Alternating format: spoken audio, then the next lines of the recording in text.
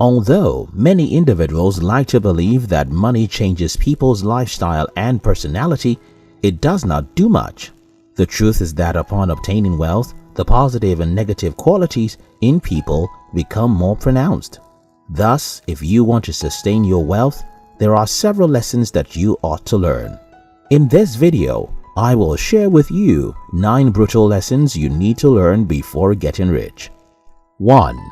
You are wealthy only to the extent that your money can work for you. Contradictorily to the assumption of a lot of people, being rich is not just about earning so much money. If something drastic happens to your business, would you be able to stand up on your feet again? What if you lose your job? Do you have something to fall back on? It does not matter how wealthy you are. If you do not have a strategy to swim through unforeseen tragedies, you are not rich. For this reason, American author and founder of the rat race game, Robert Kiyosaki, said the rich don't work for money. They make money work for them.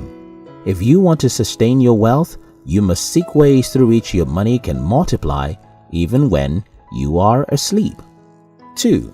Experience is always more important than items. When many people think of being wealthy, they focus on buying cars, mansions, accessories, and other materials, with little or no thought on traveling and seeing the world from a different angle. Nevertheless, studies have shown and revealed that experiences make us happy than tangible things. Learning this lesson early enough will do you a whole lot of good. It might be challenging to overcome the ego boost owning an exquisite car or attractive pieces of jewelry may bring to you. Still, the fact is that these insubstantial items do not last. They soon become outdated. On the other hand, spending money on experiences will give you memories that will be with you forever, and an awareness that cannot be gotten from just reading books. 3. Staying humble. One of the most significant reasons behind the From Grace to Grass story is pride. The fact is that not everyone responds to wealth in the same way. While some people who amass wealth and remain humble, never forgetting who they are and from where they came, many others allow their head to get too swollen. Sadly, arrogance sooner or later leads to a mighty fall. Learning to overcome the urge for external validation before you become wealthy is challenging. However, it is a lesson that will yield enormous dividends. If you do not learn to be humble, you might be tempted to flaunt your wealth, and in the process fall into traps such as spending on unnecessary things, stepping on people's toes, and other unpleasing actions. American journalist Ernest Hemingway once asserted that there is nothing noble in being superior to your fellow man.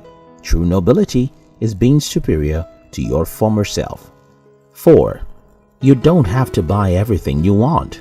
Being able to differentiate between your wants and your needs is pivotal to your financial growth and sustenance.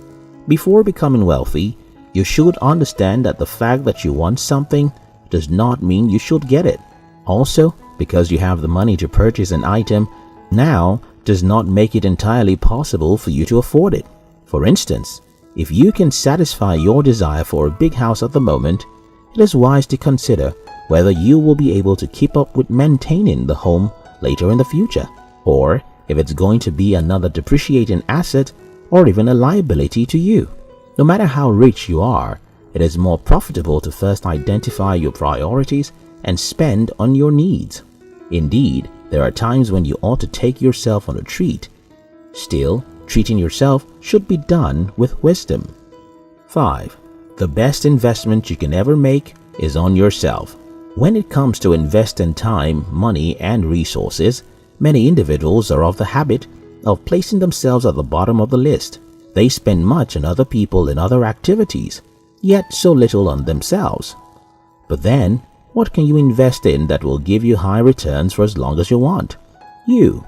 The investment made on self is a fulfilling and long-lasting kind. If you wish not just to be affluent, but also to remain prosperous, you ought to focus on enriching your body, mind, and competency. In terms of routine checkups, personal development, taking extra courses, etc.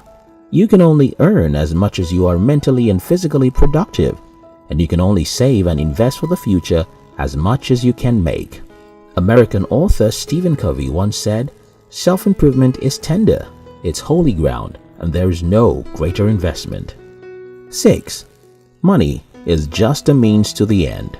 If you take a look around the world, you will observe that most people have the same ambition to become wealthy. So they spend their whole life trying to become rich. Russian-American writer and philosopher Ayn Rand once referred to money as just a tool. In the words of American and Israeli teacher Tal Ben-Shahar, money beyond the bare minimum necessary for food and shelter is nothing more than a means to an end. Yet so often we confuse means with ends and sacrifice happiness for money. When you realize that money is just a means, you will be able to use it effectively to reach the end, which is to fulfill your higher calling and make life easier for yourself and those who do not have money yet. 7. Focus on how much you save. While it is all fun and courageous to assume otherwise, often you have very little control over the rate of our investment returns. Even if you spend hours studying financial data each day, there is only a minimal difference that you can make on your investment yielding. However, you have full power over what you save and invest. Thus, building your savings as fast as you can means getting a higher amount of money. When you focus on keeping more, you are indirectly seeking ways to spend less and make more money. It will be best if you learn that you have little or no control over your investment returns, but you have high power over your savings.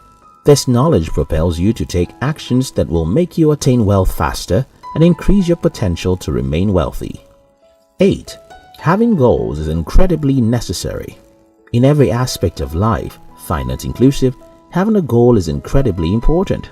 Many people make plans and map out financial goals when they are still struggling to amass wealth. Still, immediately they achieve that objective, they forgo goal setting.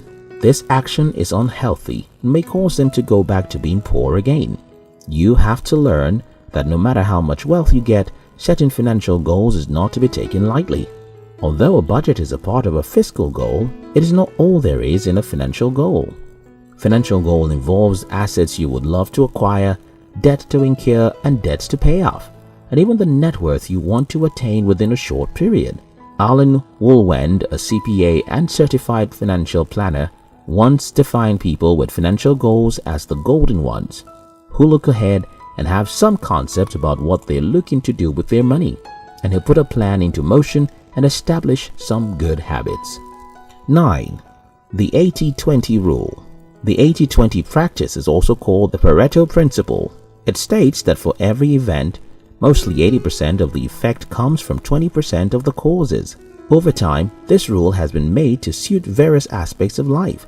In business, it says that 80% of sales come from 20% of clients. In finance, the general principle asserts that 20% of your financial decisions result in 80% of your financial state. As an individual, it is paramount for you to learn and apply this law. Even after becoming wealthy, you will need this rule in terms of investment.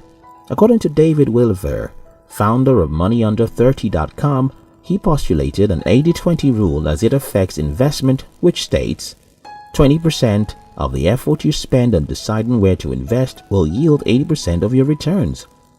You can save that extra 80% of effort by ignoring the market. An application of this rule will amount to radical financial improvement. Whatever your financial dream is, whether it is amassing excess wealth or having just enough money, achieving it requires at least some basic monetary knowledge.